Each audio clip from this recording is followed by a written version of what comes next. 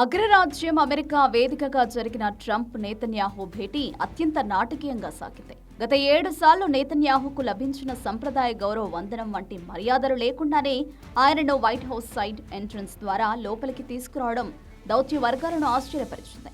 సుమారు 3 గంటల పాటు సాగిన ఈ మూసివేసిన గది చర్చల తర్వాత ట్రంప్ తన ట్రూత్ సోషల్ ఖాతాలో కీలక ప్రకటన చేశారు. ఇరాన్తో చర్చలు కొనసాగాల్సిందేనని, ఏదైనా ఒక ఒప్పందం కుదిరే వరకు నెగోషియేషన్స్ ఆపకూడదని తాను గట్టిగా కోరినట్లు వెల్లడించారు.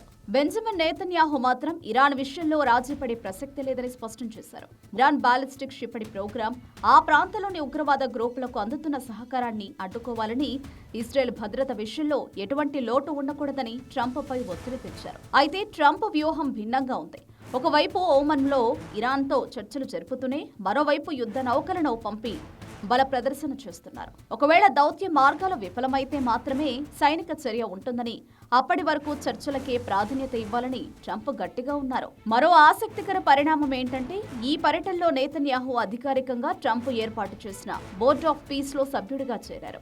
గాజా యుద్ధం, ఇరాన్ ఉద్రిక్తతలు మధ్య నేతన్యాహుకు ఇది ఒక కీలక మలుపు. ఇరాన్ను నియంత్రించడంలో ఇజ్రాయెల్ అవసరాలను గుర్తిస్తూనే చర్చల ద్వారానే ఒక పరిష్కారాన్ని కనుగొనాలని ట్రంప్ పట్టుబట్టడం విశేషం. దౌత్యం, బెదిరింపులు రెండింటినీ సమాంతరంగా నడుపుతున్న ట్రంప్ వ్యూహం ఇరాన్ విషయంలో ఎలాంటి ఫలితాలను ఇస్తుందో వేచి చూడాలి.